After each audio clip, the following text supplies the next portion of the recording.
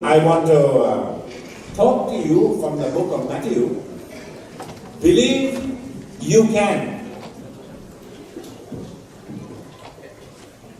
Believe you can. I won't use the TV for lack of time.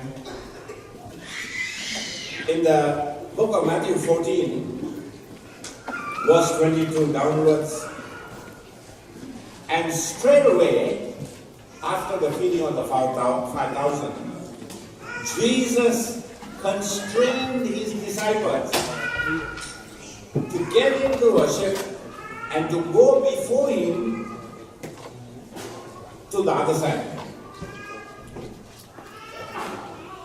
In Mark, it says, he told his disciples, you go to Bethesda and I will meet you on the other side. Life is fulfilling on the other side. But there are challenges in between.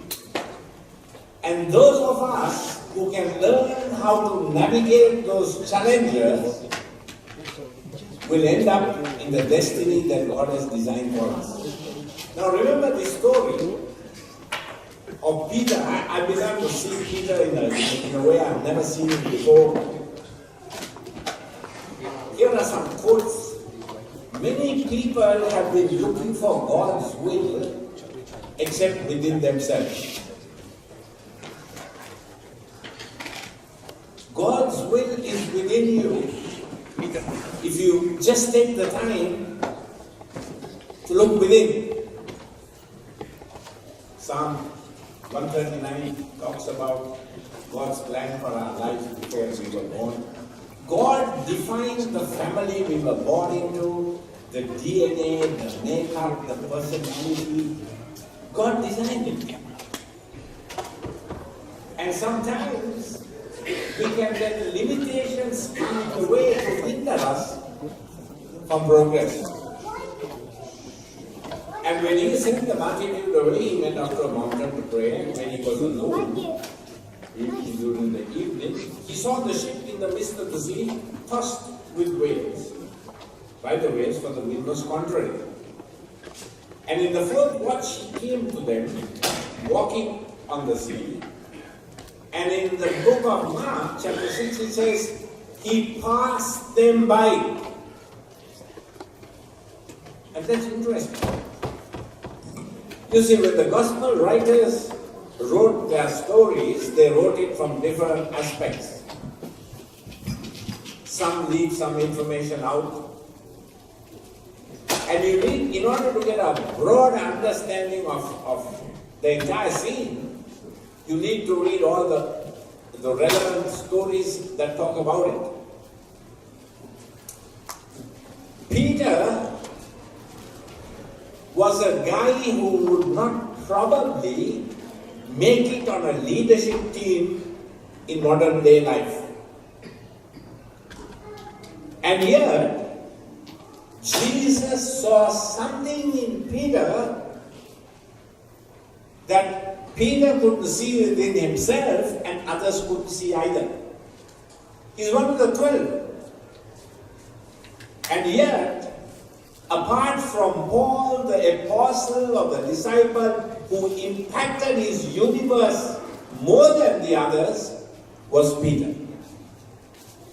Peter is the type of foot in the mouth guy. You know, he always has the answer before he knows what the question is. Have you met people like that? You have. I'll be looking at one right now. Peter was the impulsive guy. He acted and then thought, and it's all right. He didn't want to get all the ducks lined up before he took a shot. That's Peter. Because if you wait till the ducks line up, you might wait till eternity.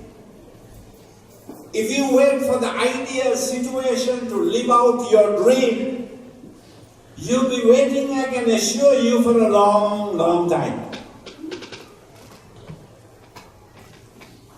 In the book of John, chapter 1, verse 42, Jesus looked at Peter when Andrew brought him and he said, Peter, you are Simon, but you shall be called Peter.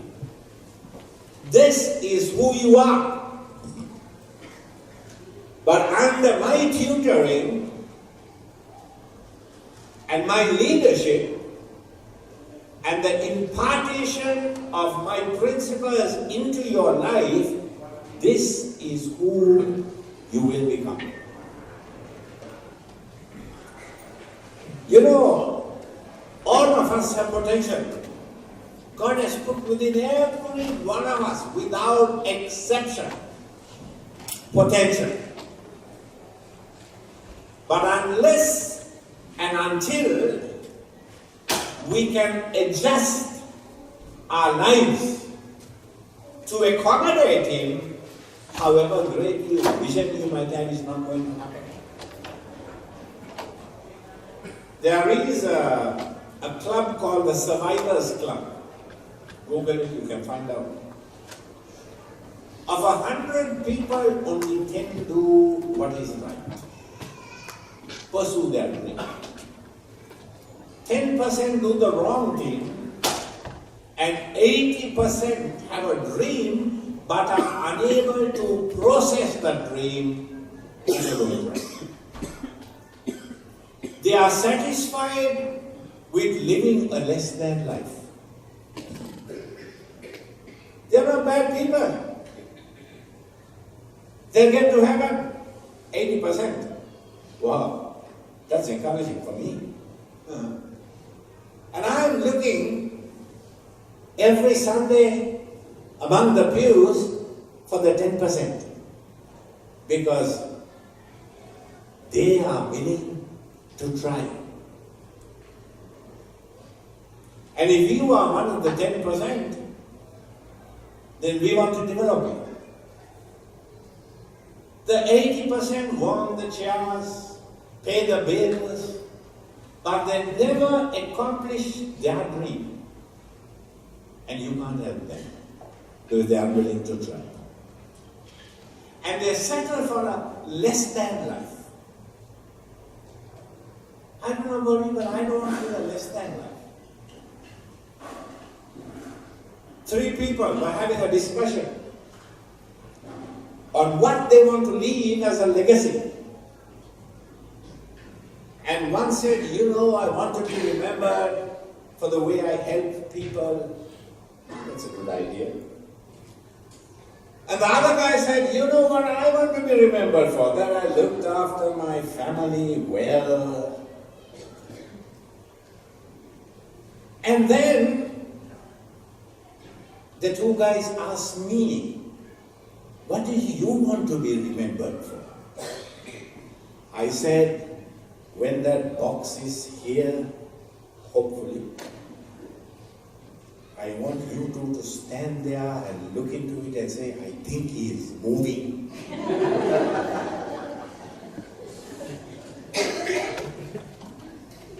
That's possible. Praise God. So when it happens, just think of me.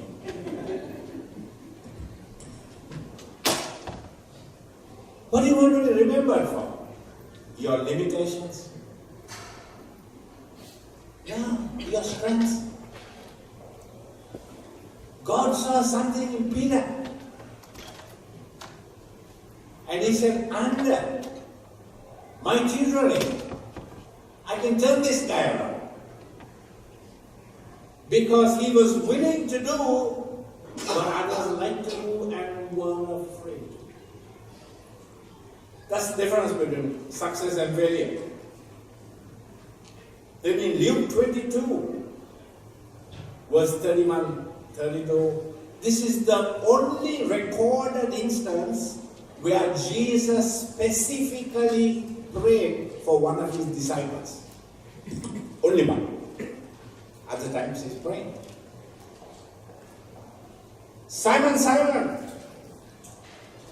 Satan desires to sift you like wheat, but I have prayed the Father for you. And when you are restored, strengthen your brother. Wow. Only Simon, he specifically intercedes for one of the 12, not all. You see, the Bible puts these things inside, not just for our inspiration, but they are principles. And this is what I learned from the demonic attacks on your life will be proportionate to the calling of God on that life. Paul said, God has set before me an open door, but there are many adversaries. We have a false assumption that because God has opened a door, everything is going to work out in the manner and way we want. It never works out. God has set before me an open door, but there are many adversaries.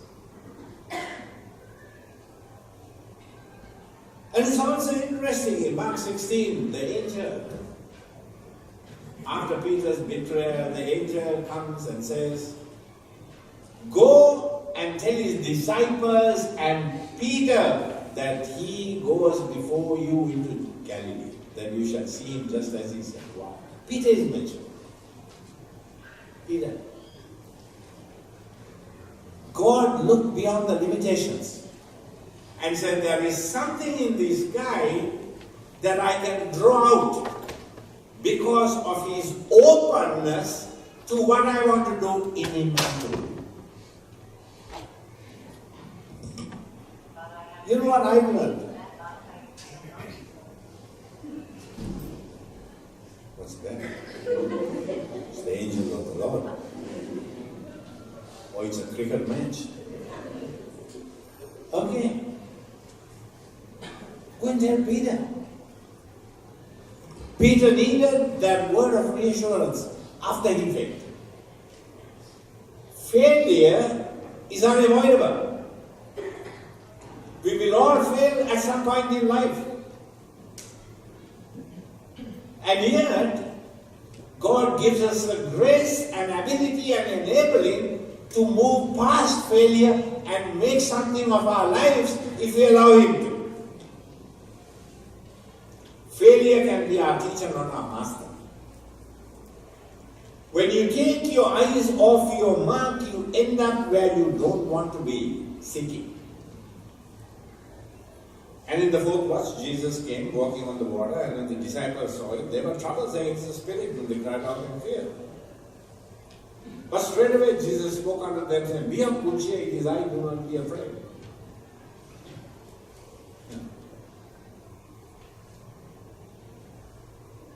It's like the lady with the hair curlers on and the face mask.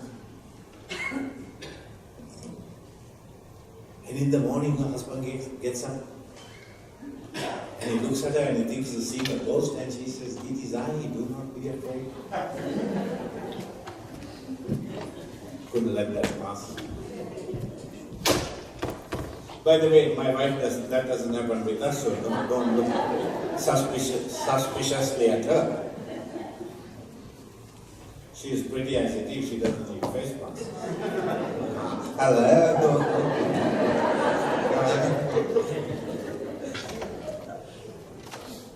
Never let what your eyes see determine what your heart believes to be the will of God. Remember. Never let what your eyes see define your destiny or determine what in your heart you believe you know is the will of God. Some people are just waiting for things to happen. I'm the type of guy that wants to make things happen.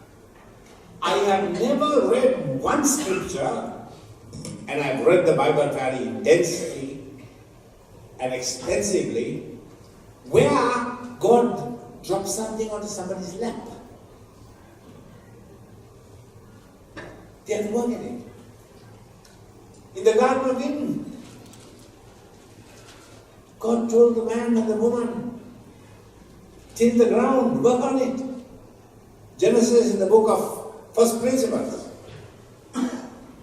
Nothing significant in life, in the kingdom or outside the kingdom, is ever accomplished without hard work. My pastor used to say 90% perspiration, 10% inspiration. Jesus comes to them walking on water in the middle of 2 points. Why the middle? As one writer says, there is something that the enemy knows about the middle that we may not. The middle is where we move from one zone to the other. They had left one place and they were going to another place when they got stuck in the middle. It is in the middle of the storm that we discover what is in the middle of us. So the middle is also a defining point. And it's a vulnerable point. Because they were too far away from there to go forward, and they were stuck in the middle, and they were not moving in the direction God wanted them to move. In the middle, the test is internal, while the challenges are external. And Jesus said, go to Bethsaida, I will meet you there. And if you walked in the faith journey long enough, you will realize that if God has promised you something, there is a process involved in getting you from where you are to where He wants you to be. It's a process. We all want miracles. But the miracle is the end of our willingness to navigate what we call a process. Bartimaeus was blind, and he sat there and he shouted, and Jesus said, come to me. Jesus didn't go to him. He had to get up at the command of Jesus and do something he has never done before. And that's not easy for people who are set in their ways. Because stretching experiences are uncomfortable. But without the stretching experience, you can never enter into the fullness of the destiny that God has designed for you. Isaiah 54, 1 to 4. Expand the place of your tent, stretch your curtains wide, stretching experiences. And if you want to intentionally move forward in whatever you're doing, you have to be open to stretching experiences. You have to adjust the sails of your boat to in the direction that the wind is going, and you're going to be in the same place. In the middle is where the challenges are.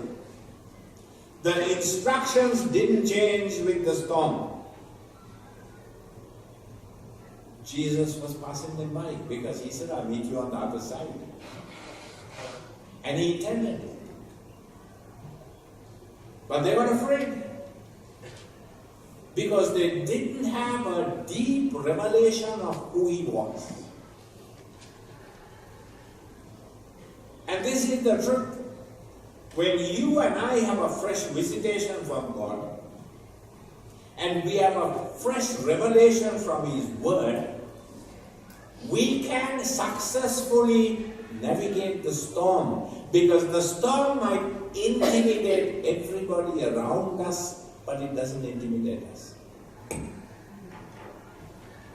That's why you need to read your Bible.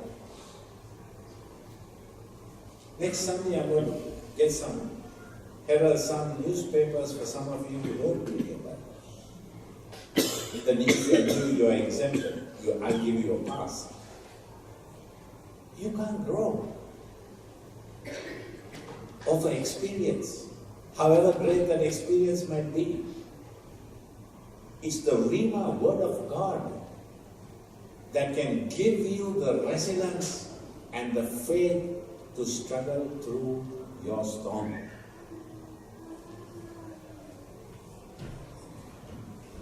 The word of God is powerful. More powerful than a two-edged sword, piercing asunder under the bone and the marrow, knowing the thoughts and intents of the hearts of men. God knows exactly what you're thinking, right? Lunch? Pan rolls?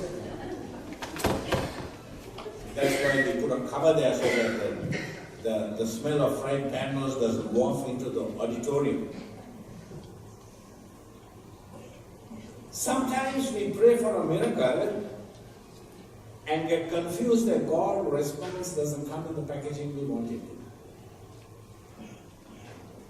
James said, "Be doers of the word, not just hearers only." Mediocrity won't get your miracle actions. And people are, almost 80% of people settle for a less than life, not because they are bad people. They are very spiritual. They get up at 5 o'clock in the morning and they pray and they do their devotions and all that stuff. But they don't activate what they read and what they pray about because they are fearful. And then they get upset when the 10% gets successful. Why did Peter respond differently? Peter never had a survival. You know, sometimes I ask, how are you? I'm surviving. God doesn't want us to survive. He wants us to revive. Peter had more faith than the others did. It wasn't a faith that was complete, but yet it was little and Jesus was willing to work on it. And so Peter says, "Lord," verse 28, "if it is you, bid me come, and I will do that." Wow. And I've written this down. I think what he was really trying to find out was, is this who Jesus says he is? He was testing the authenticity of the word that Jesus was giving him. And we need to be like the Berean Christians. We don't accept everything that is preached. We test it out to see whether it is true. Because false doctrine is 90% truth, 10% error. And the biggest challenge for the New Testament church was false doctrine. Not the devil, false doctrine. That was the struggle of the early church. Nothing much has changed today. Peter was trying to bear witness in his own spirit. I ain't gonna move out of this boat until I know it's really you. You know, these charismatic Christians, God told me, as if God is in their hip pocket. I agree, 40 years of Christianity, preaching in hundreds of churches, ministering to thousands of people, I still struggle with the God told me. Because sometimes it's not God, it's Claude.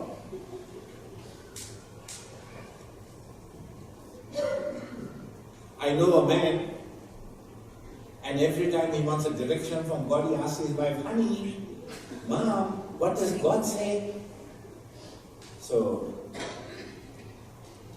she's the spokesman for God, because he hasn't the gumption to hear it direct. Hello? If you are the head of the house, you should be embarrassed in asking your wife for spiritual direction. And all the women said, You all are not happy, but that's fine. God's assigned leadership in the home. God's assigned, not mine, not what I say. The husband is a spiritual head. And when you as a husband lead spiritually, it brings a sense of security to your wife and your children. Number two, or else when your children grow up, they'll have a feminine image of God, not a masculine one. And the children ask, Mama, are you God's friend? And Mama asks the child, why do you say that? Because all the time you tell Daddy, God told me. Wow. I lost some friends this morning. That's all right. Jesus looked beyond Peter's limitation of failure. He stepped out and Jesus said, come. And Peter came down out of the boat and he walked on water to go towards Jesus. And then he looked at him. When you take your eyes off your mark, you end up where you don't want to be. Just because Jesus said, come, doesn't mean you're going to have an easy life journey. The enemy knows your destiny. And he will challenge your right to enter your destiny in the middle.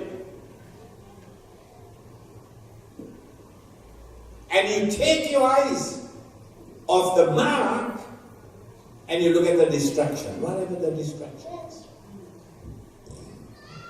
People can distract us. Discouragement can distract us. Betrayal can distract us. The one reason Paul finished well in 2 Timothy chapter 4, 8 to 16, he refused to allow people, betrayal and disappointment relationally to stand in the way of the greater purpose and plan of God. And he finished well.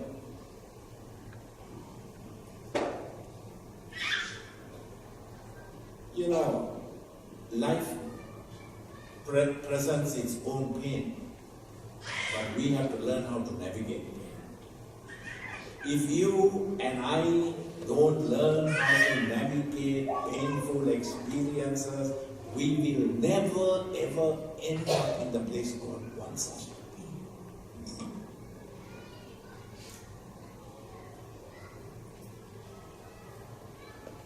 Peter was willing to step out of a place of confinement.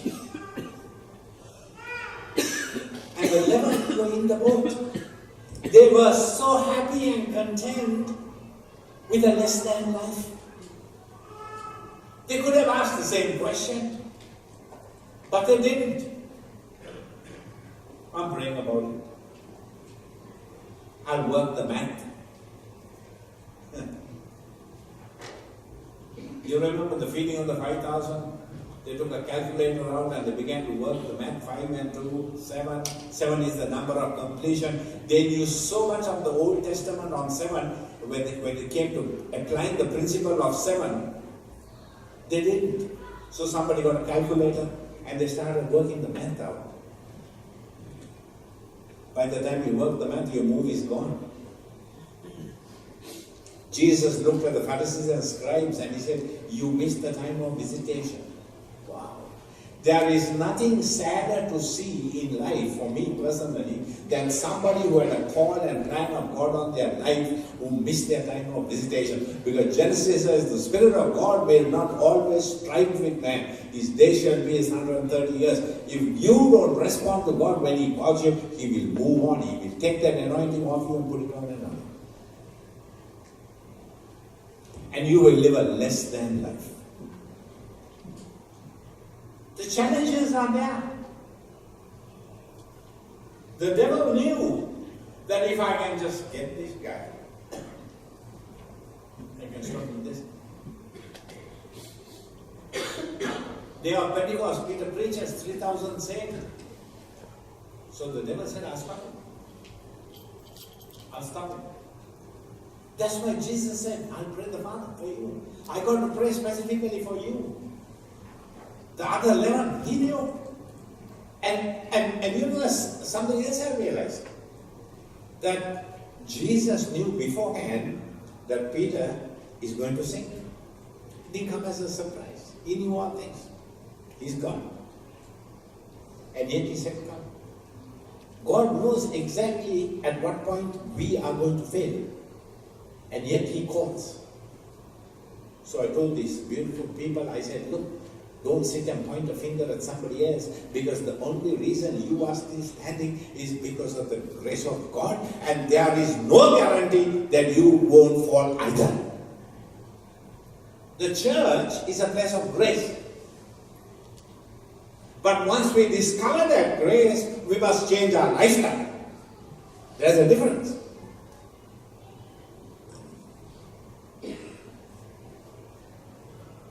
Peter failed. The 11 lived a planned life. They lived a less than. You don't hear much about it. And you feel sad. They were so focused probably on what they can't do that they never are doing what they could have done. I want to ask you the question. Do you want a life of significance? If you want a life of significance, and if you want to impact your day, your age, and leave something behind, beyond the, he looked after, he did that. No. That's not the life we are called to live. We are called to live a life of impact in kingdom terms. We are called to make a difference in people's lives, and that is costly. And that is the willingness to step out when you don't have the energy sometimes to step out. Last morning I was out from 8 o'clock till 4:30, slept in between for 15, 20 minutes slots, and then went out, came back at 11 o'clock at night, and I think, oh my God, how am I going to get through this morning? And at 8 o'clock I was back in church. And somebody in the worship team said that they tried to put the ABCD on to get the security alarm off. They knew I've been there. I dragged myself to church. But I am not willing to live a less than life, as there's every fiber in my body says, I am going to serve God with gladness. I don't want to live a less than life because my body says I can't do it. My spirit says I can. And you know what? God gives me the ability to do it. I'm not saying it's easy. But the grace of God, you can stretch yourself when you humanly think you can't. On the cross, Jesus stretched himself for us. He said, can you do without the nails? Just crucify me, tie me up, turn me upside down. Leave the nails out. He didn't live a less than life. If you don't step forward, you'll be in the same place for the rest of your life. Peter walked on water. Now, water is unstable. In Genesis, Jacob prophesied, Reuben, you are as unstable as water. One of the sons. And yet Peter chose to walk. Because Peter didn't want to live a less than life. He didn't want to live a contained life like some of you live. You're a good people, but you're living a less than life by choice. Because you're not willing to pay the price. I'll only work for what I'm paid for. You'll be miserable. You're a miserable coot, as one pastor used to say.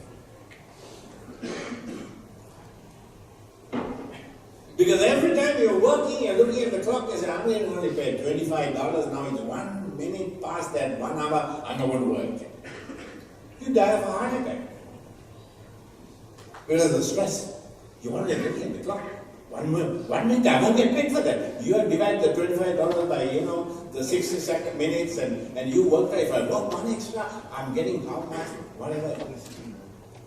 You miss the number.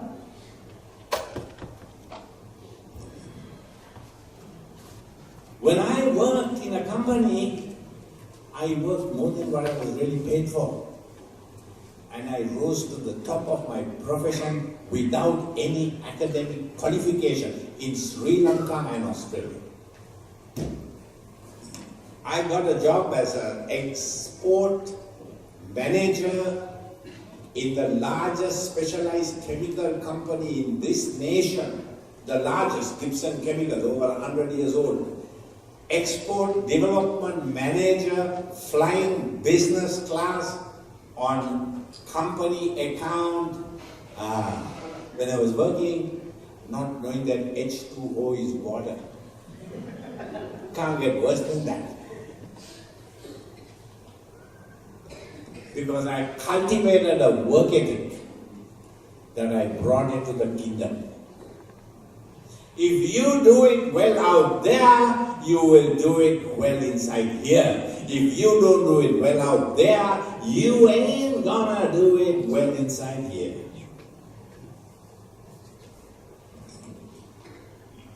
It's like the roster system. Thank God Jesus didn't call the 12 and put a roster for them. Now you see me, now you don't. We create roster systems for comfort of people. He said, if you want to follow me, come. Otherwise, goodbye. I'm serious. And I look at some people, and I look at one or two, and I think, wow, you think they're born in a barbed wire factory, but they are willing to give their best shot. And they impact. Others don't. That's the difference. Peter impacted. And Jesus looked down the tunnel of time and said, this guy, he's going to fail here, he's going to deny me 3 times. That's okay. I can take him and energize him and redirect his life so that he can become the person I want him to be. Wow. And immediately, verse 31, Jesus stretched forth his hand and called him and said, you have little faith. Why did you doubt? If you have little faith, God can still work on it. If you can get out of your box, that destructive box and framework you have put around your life, and you're so comfortable, God will shake the box. And I say, God, do it quickly. Some shakings are not the devil. Some shakings are God. Hello? You're casting out demons around there. Because God is trying to take us to a higher place in Him. That's the reason. Jesus learned obedience by the things He suffered. We don't like that. We don't hear that preached often. But that's the reality. God will orchestrate events in your life to get you where He wants you to be, a broken vessel. And you don't need to pray to get broken. God will help you along the way by sending a couple of people to break you. How many of you know that? You learn the hard way. So might as well let God break you. Because He will break you with a bit of sensitivity that people may not. And when they were coming to the ship, verse 32, the wind ceased, they worshipped Him, saying, of truth, thou art the Son of God. And when they had gone over, they came into the land of Gennesaret, where Jesus healed everybody who came for healing. You see, the devil knew that on the other side of the shore was a victory, and he wanted to rob the 12 of the victory. And here's what I learned. I don't want to be like the 11 disciples who lived off Peter's script. I want God to give me my own script. Why do I want to hear somebody else's testimony? Wow, you heard the testimony, it was cute. I want my own cute. And if you want it enough, and if you are willing enough, and if you are open enough, and if you are available enough, God will give it to you. You can pray for your miracle. But as long as you stay in the boat, you ain't going to see a miracle. Read the stories of miracles in the Bible. The word activated them into action. In Mark chapter 2, the guy sick of the palsy. Jesus said, "Guys, take up your bed and walk." He had to do something he never did before.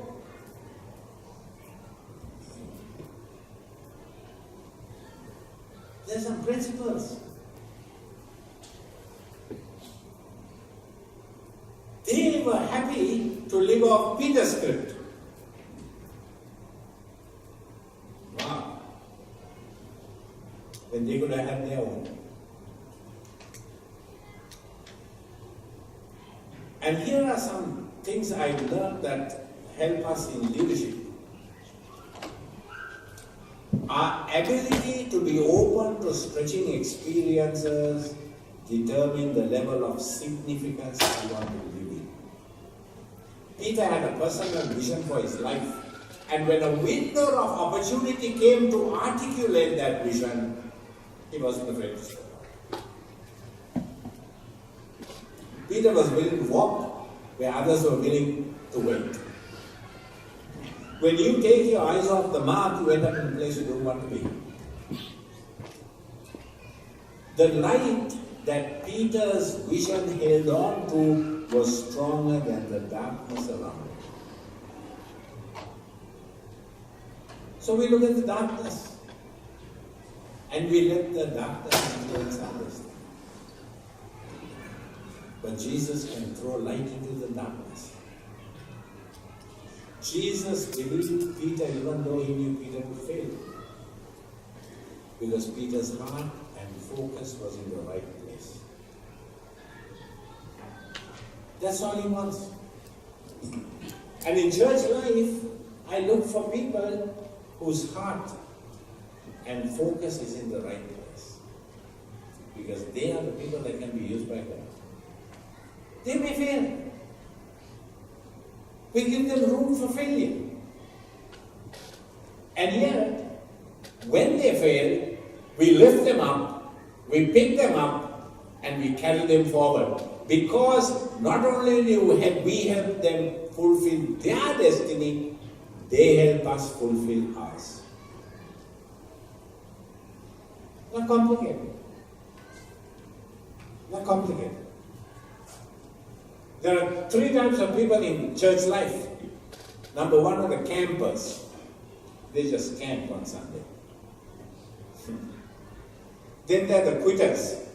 Now you see me, now you don't. All over Western world. This is a trend in the Western world, not so much in the Eastern world. People walk miles to go to church in Asian countries. They don't have 3 cars in the driveway. Some people want a church in their backyard. They asked me, "Pastor, when are you moving from here? Can you move closer to my home?" I said, "Yeah, if you can give me some property, I can build the church inside there. Then you can walk from your bedroom to the auditorium." We are only here because we are called. Trust me, I didn't choose my profession, God did. Quitters, campers, and climbers. And the climbers are in the minority. Yesterday I watched 3 ladies come to church to do something. And I just calculated their average age. I was shocked. I can't tell you what the average age is. How many of you want to know? If I get 3 votes? 1, 2, 3. No, I got 2. And you can't vote yourself. And these three ladies, you might think that what they are doing is insignificant, but it's significant to God. And the average age was over 60. I felt old around them. But yet, they are climbers. They are climbers. And it's the climbers that keep us going.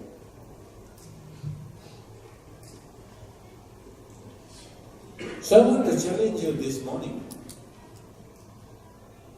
You have the choice to step out of your boat or stay where you are. And you'll get to heaven and you'll see the Lord. But when you go up there, you have nothing to show for your life. And that's sad. Because Jesus said, where your treasure is, there will your heart also be. And you look around you and you see people, how did they get there? Because they were willing to step out and you weren't. Shall we pray? Our Father and our God, we thank you this morning that Peter is an example and an encouragement to us to step out of our boats. Lord, we are not to fear failure. And even though we fail, you can give us grace to move past it. I pray today that you will challenge every human heart. Lord, that we will stop living a less than life, but we will give your kingdom all we've got. Because we are living in times where you are preparing to come. And we know you are going to shake every nation, because your word says. And Father, we know there's going to be a turbulence in the universe that we have never seen before. But when we are anchored in you and your word, you will sustain us through the storm. And we will come to the place on the other side that you determined for us. Help us be open to change and not be so set in our ways and in our little boxes that you can't break through. Father, do a work in us first before you can do that work through us. In Jesus' mighty and wonderful name we pray. Amen and amen. Thank you and God bless you.